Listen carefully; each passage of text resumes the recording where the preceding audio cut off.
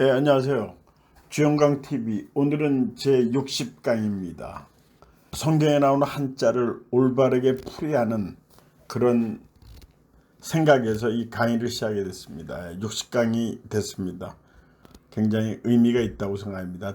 그동안에 경청해 주신 여러분들 감사드리고요. 시작을 해보겠습니다.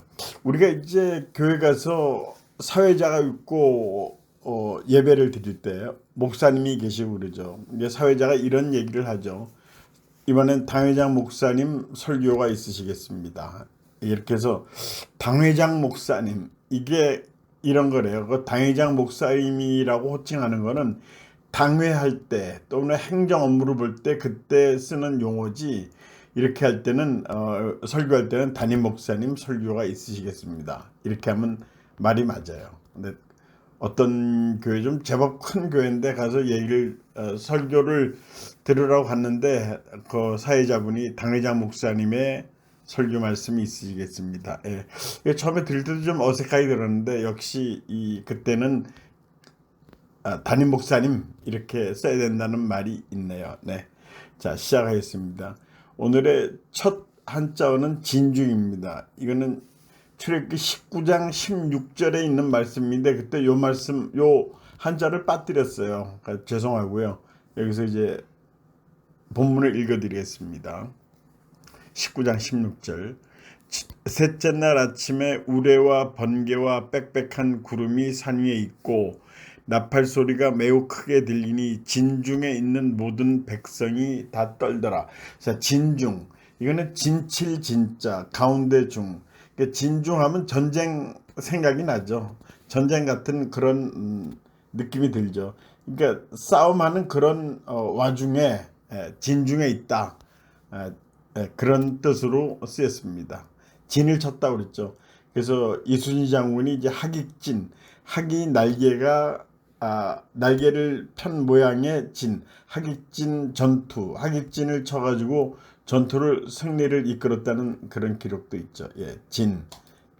자, 다음 한자는 단속입니다. 이건 출애굽기 21장 29절의 말씀을 읽어드렸습니다. 소가 본래 받는 버릇이 있고 임자는 그로 말미암아 경고를 받았을 때 단속하지 아니하여 남녀를 막론하고 받아 죽이면 그 소는 돌로 쳐 죽일 것이고 임자도 죽일 것이며. 자, 단속의 단자는 모임 단자, 집의 단자, 그런 뜻을 씁니다. 이제 모임에 무슨 단, 뭐 그런 뜻이 어떤 단체를 얘기하는 거죠. 지배한다는 그런 뜻도 있어요. 속자는 묶음속, 결박속, 결박한다, 묶는다, 그런 뜻이 있어요. 그래서 단속은 어떤 행위를 막거나 그런 통일된 행동을 요구하는 게 단속한다는 거죠. 이제 이 단속은 이 단속하면은 이런 생각이 나죠. 이 장발 단속이 전 생각이 납니다. 우리가 이제 1970년대 그런 게 많았죠. 장발 단속. 그래서 이제 머리 귀를 덮으면 안 된다 해가지고 그런 단속이 있었어요. 그다음에 이제 거의 그때 같은 또 미니스커트 단속도 있었는데 그건 무릎에 20cm 그걸 넘으면 안 된다. 참 지금 생각해보면 어처구니가 없는 일이지만 당시 그런 한때가 있었습니다. 그래서 우리가 이제 장발 단속하게 된 게 왜 장발이 됐느냐 하는 거는 비틀즈의 영향이 컸다고 그래요. 60년대에 영국의 비틀즈가 이 머리가 다 길었죠. 그래가지고 그것이 유행이 되고 물론 인기도 있었으니까 사람들이 흉내내기 시작했어요. 그래서 머리를 길게 하고 다니니까 이제 우리나라의 전통적인 미풍양속을 해치는 거다 해서 이제 단속을 하기 시작했습니다. 그때 이제 어떤 사람이 버스를 탔는데 그 사람이 그 버스에서 이후로 이 자기가 단속을 장발을 끊었다고 얘기를 하더라고요. 장발을 끊었다는 거 이제 머리를 길리지 않기로 했다. 왜냐하면 뒤에 있는 어떤 사람이 아가씨 여기 어디냐 이렇게 물어보더래요. 근데 그 사람이 좀 몸도 좀 호래호래하고 뒷모습으로 봐서는 아가씨처럼 보였던 모양이에요. 그래서 여기서 화들짝 놀라가지고 머리를 깎았다. 그런 얘기를 들은 적이 있습니다. 하여튼 그런 시절이 한때가 있었습니다. 그 다음에 이런 기록도 있어요. 1974년 6월에 일제 단속을 했대요. 장발 단속. 그랬더니 일주일에 전국에서 1,100명을 잡았답니다. 참 이 정도로 장발이 유행했습니다. 한때. 그러다가 이제 얼마 전에는 머리에 염색하는 게 유행했죠. 그는 1990년도 말에 그땐 또 온통 사람들이 그냥 노란물, 주로 이제 노란 머리가 많았죠. 노랗게 물들이고 어떤 사람은 뭐 이 은빛 그런 머리칼도 만들었고 빨간색 이런 것도 했고 했는데 하여튼 노란색이 굉장히 유행했어요. 어디나 그냥 노란색을 안 하면 이상할 정도로 금발이죠. 금발을 흉내내는 거죠. 예. 그런 한 시대가 있었습니다. 하여튼 단속인 단자는 모임 단자 지배한다 이것도 단이고요. 속은 묶음속 묶는다 그런 겁니다. 구속하는 게 이제 묶어 놓는 거죠. 예. 자 다음 한자는 속죄금입니다. 출애굽기 21장 30절에 속죄금 좀 전에 읽어드렸는데 실수로 거의 읽었습니다. 만일 그에게 속죄금을 부과하면 무릇 그 명령한 것을 생명의 대가로 낼 것이요.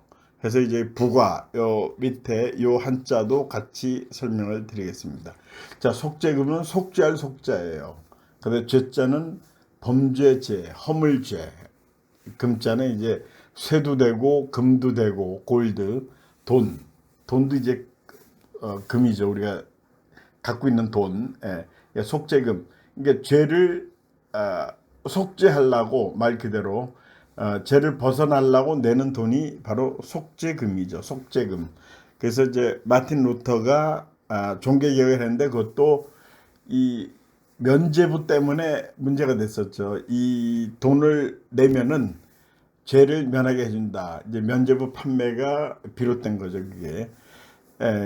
그래서 종교 개혁이 일어나게 됐습니다. 다음 한자는 부과입니다. 아까 이제 본문 말씀을 읽어드렸고요. 이 부자는 매길 부자예요. 거둬갈 부자. 과는 과업과 부가과 부과한다. 세금을 부과한다. 뭐 과태료를 부과한다. 그렇게 돼 있죠.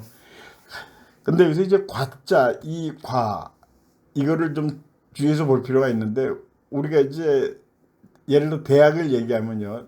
영문과가 있고 학생과가 있죠. 영문과는 공부하는 과죠. 학생과는 학생에 관한 일을 하는 거죠. 교무과, 교무에 관한 일을 하는 거죠. 그때 교무과에는 이 과를 써요. 근데 이제 영문과나 뭐 공대 기계과 하는 그 과자는 과학할 때 그 과자를 씁니다. 근데 이제 학교에 가끔 보면은 학생과에 과학을 하는 과자를 써서 오는 그때 요새 뭐 한자를 잘 안 씁니다만 당시에 그런 게 있었고요.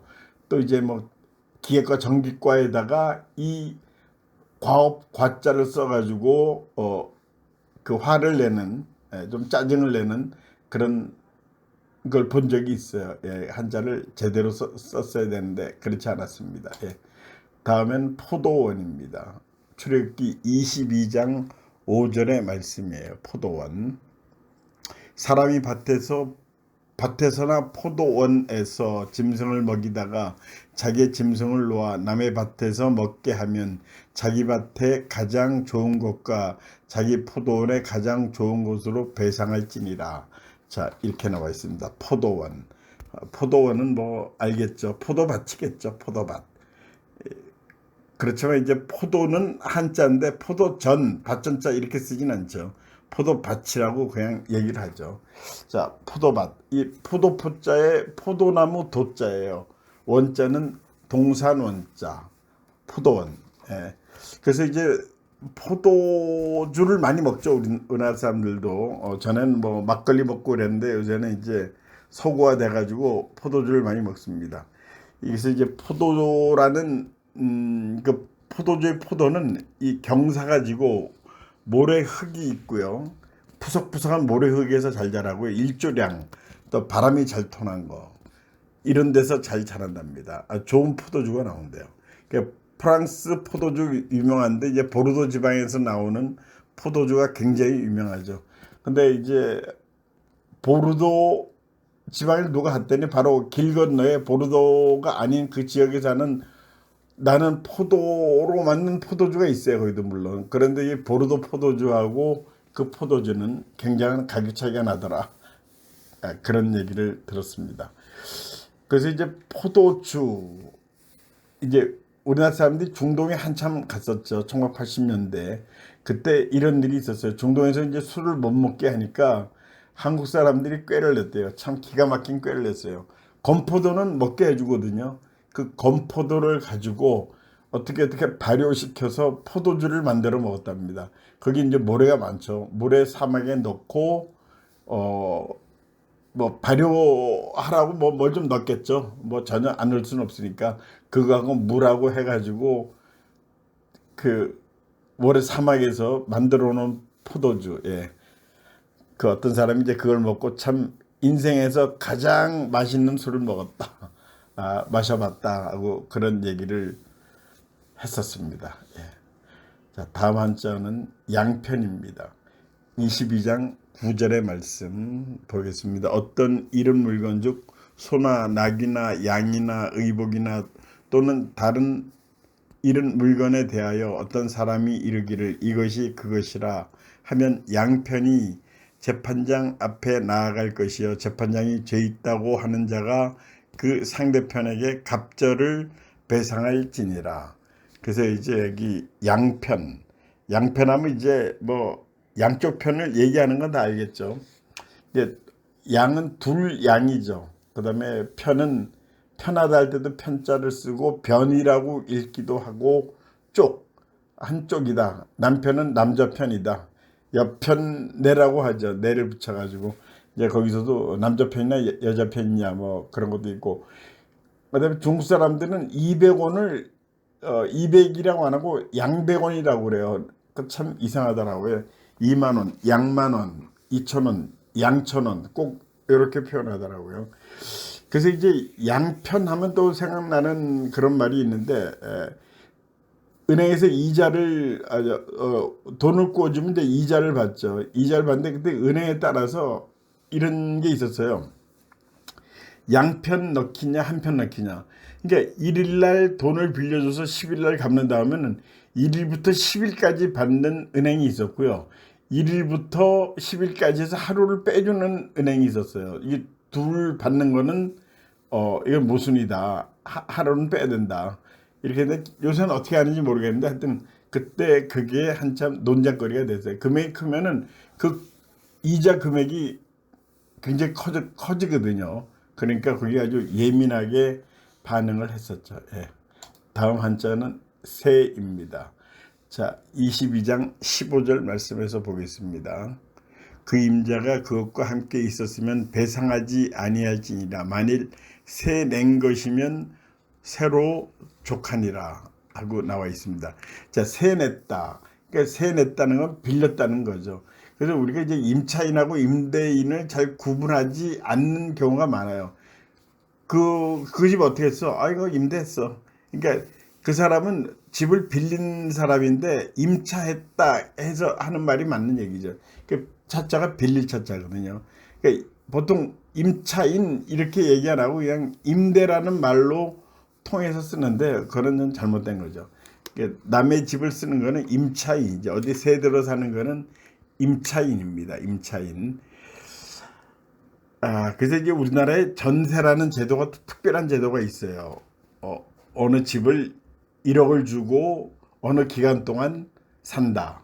1억을 맡깁니다. 거기다가 1억에 대한 대가가 이제 그 사람이 그 집에 살 수 있는 권리적인 전 세계적으로도 특이한 제도래요. 그러다가 요새는 이제 월세로 많이 전환되고 있습니다. 또 반전세라고 해서 이제 반은 어느 정도 목돈을 주고 어느 정도는 이제 월세로 내는 거. 근데 이제 왜 이게 요새 월세로 전환됐냐면 이 제도가 처음에 나올 때 그러니까 50년대 60년대는 굉장히 목돈에 대한 이자가 셌죠. 연 20% 막 그랬습니다. 여러분들 연 20% 하면 이해가 안 가죠. 요새 뭐 이자 2%, 3%, 4% 뭐 앞으로는 무이자로 간다 그런 얘기했죠. 그러니까 이자가 비싸니까 그 목돈을 가지고 이제 뭐 이자 놀이를 하기도 하고요. 뭐 이자 놀이 많이 했습니다. 그때 사람들 돈 있는 사람들은 그래서 이제 그런 전세 제도가 있었다는데 요새는 이 전세 제도가 자꾸만 없어지고 있습니다.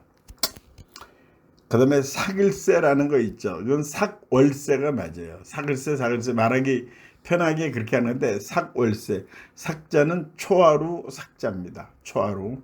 우리 월삭기도라는 거 있죠. 매월 초하루에 초하루 날 새벽에 교회 가서 기도합니다. 월삭기도. 그다음에 이 세에 대해서 또 하나는 깔세. 깔세라는 거 아시는 분 있죠.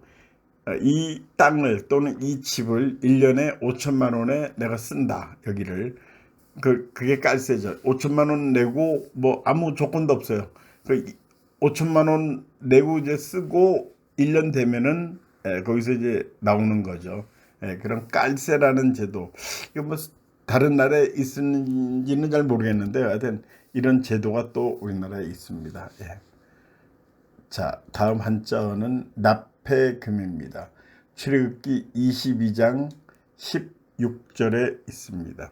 사람이 약혼하지 아니한 처녀를 꾀어 동침하였으면 납폐금을 주고 아내를 삼을 것이요. 자, 납폐금.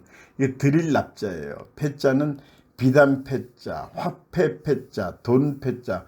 이 돈도 이제 지폐 뭐 이렇게 쓰죠. 비단이란 뜻도 있어요. 금은 아까 얘기한 것처럼 쇠, 금, 골드, 돈 이런 것들 그렇게 이제 납폐금이라는 거는 이제 한마디로 신랑이 신부 이제 결혼할 때 신랑 쪽에서 신부 집에 주는 돈이 납폐금이에요. 납폐금. 혼인할 때. 그래서 이제 패백을 한다고 그러죠. 패백의 패자는 이런 비단 패자. 백도 비단 백자예요. 전에 이제 패백을 한다고 하면 이제 그런 비단을 그런 큰 선물로 해서 여자 집에 주는 데서 이 패백이란 말을 했다고 그래요. 요새는 전에는 이제 남자만 패백을 받았는데 요새는 이제 남자 여자 같이 받아요. 신랑 신부 쪽에서 같이 받고 그렇게 합니다. 이제 이거는 워낙 자식을 낳지 않으니까 뭐 왜 신랑만 하느냐 신부도 하자. 그리고 이제 패백하면 절값으로 해서 돈을 주죠. 이것도 우리나라의 뭐 하나의 전통적인 문화죠. 예. 자, 패백. 이제 그 결혼에 대해서 사우디아라비아는 일부 다처제가 용인이 되는 나라죠. 그래서 남자 한 사람이 부인을 뭐 두 사람, 세 사람 뭐 이렇게 데리고 있을 수가 있어요. 그러다 보니까 이제 결국 이 납폐금을 못 주는 사람을 결국 결혼을 못 해요. 참 이 불행한 제도죠. 예, 그래서 가난한 사람들은 평생 독신으로 삽니다. 언젠가 TV에서 봤더니 또 1처 2부제가 있더라고요. 여자는 하나인데 남자는 둘이에요. 그래서 이제 이런 선진국은 아니고요. 좀 이 덜 개발된 그런 나라인데 거기서 남자 한 사람은 역할이 밭 일을 합니다. 밭에 가서. 그다음에 이제 또 남자 한 사람은 이 동물을 잡으러 다녀요. 예를 들어서 이제 먹이거리가 되는 동물들 있죠. 짐승 잡으러 이제 뭐 이틀도 있다 오고 3일도 있다 오고 이렇게 옵니다. 그렇게 해서 그냥 신랑 두 사람에 신부 한 사람이 뭐 재밌게 살더라고요. 하여튼 뭐 그런 것도 문화죠. 뭐 무슨 연유에서 그런 문화가 생겼겠죠 처음에. 자, 다음 한자 보겠습니다. 다음 한자는 압제입니다. 22장 21절의 말씀이에요. 너는 이방 나그네를 압제하지 말며 그들을 학대하지 말라. 너희도 애굽 땅에서 나그네였음이라. 너희도 옛날 생각을 해라. 자, 압자는 누를 압자하고 억제할 제자죠. 그래서 압제라는 건 눌러서 꼼짝 못하게 하는 거죠. 압제. 다음 한자는 고아입니다. 22장 22절의 말씀이에요. 너는 과부나 고아를 해롭게 하지 말라. 과부는 전에 말씀을 한번 드렸고요. 자, 고아는 외로울 고자예요. 이제 아는 아이. 그러니까 외로운 아이죠. 이제 고아는 이 전쟁통에 많이 발생하죠. 이제 우리나라 같은 경우에 6.25 때 부모가 죽은 아이들, 고아원도 많이 있었어요 그때는. 요새는 이제 고아원이 많이 줄어드는 추세예요. 그렇게 아이를 안 낳고 하니까 고아가 이렇게 많이 안 생긴다고 그러는데, 하여튼 외로울 고자를 쓰고 합니다. 근데 이 고아에 대한 정의가 하나는 부모 잃은 아이가 있고요. 또 하나는 부모가 버린 아이도 있어요. 그 사전에 그렇게 나와야 돼요. 부모가 버리는. 아무튼 고아라는 건 이제 혼자만 있는 거니까 진짜 외로운 아이니까. 근데 그건 기아겠죠. 버릴 기자, 포기한다 할 때 버릴 기자, 기아. 또 이제 이런 참 얘기가 있습니다. 이거는 뭐 실제 그렇대요.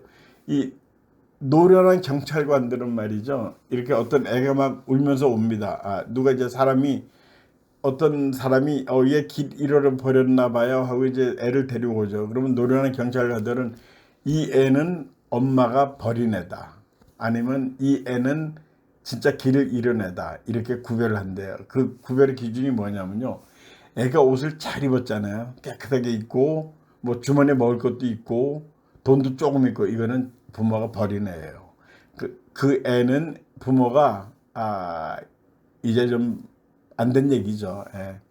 뭐 애를 키울 자신도 없고 그러니까 고의적으로 버린 애. 버리는 애니까 옷도 잘 입혀놓고 그렇게 해서 밥도 배불리 먹이고 그렇게 해서 했답니다. 그 다음에 이제 실제로 이 어디 유원지에서 놀다가 길을 잃어버린 애는 옷차림이 놀다 온 옷차림이죠. 그 옷차림새를 보고 안다는 그런 얘기가 있습니다. 지나가겠습니다. 이번엔 채권자입니다. 22장 25절 본 말씀. 내가 만일 너와 함께 한 내 백성 중에서 가난한 자에게 돈을 구워주면 너는 그에게 채권자 같이 하지 말며 이자를 받지 말 것이며. 이제 채권자 같이 그렇게 악독하게 하지 말고 이자도 받지 마라. 채권자. 채는 빚이죠. 빚. 빚채. 그 다음에 권은 권리, 권세권자. 자는 사람 자자. 채권자는 뭐 알다시피 돈을 받을 권리가 있는 사람이죠. 반대말 채무자는 돈을 갚아야 되는 그런 사람이겠죠. 채권자, 채무자. 자, 그 다음 한자어 전당입니다. 22장 26절에 나와 있습니다. 내가 만일 이웃의 옷을 전당 잡거든 해가 지기 전에 그에게 돌려보내라. 전당 잡는다. 그러니까 전당포라는 말이 생각이 나죠. 자, 전당의 전자는 법전 전자, 저당 전자, 당자는 마땅 당자, 저당 당자, 전당포. 이제 70년대, 60년대 이때 전당포 많이 이용하는 사람만 또 이용해요. 뭐 친구들하고 술 먹다가 주로 대학생들이었죠. 그때 시계를 풀어놓고 약간의 돈을 받아서 술 먹었습니다. 아니면 그 술집에다가 시계를 풀어주면 또 술 줬어요. 그렇게 또 그러다가 이제 주민등록증도 맡기고 그런 시절이 있었죠. 전당포.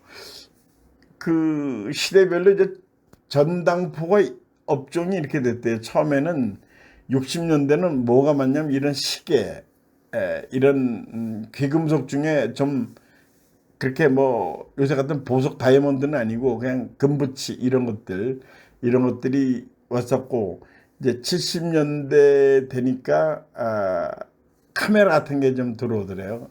카메라.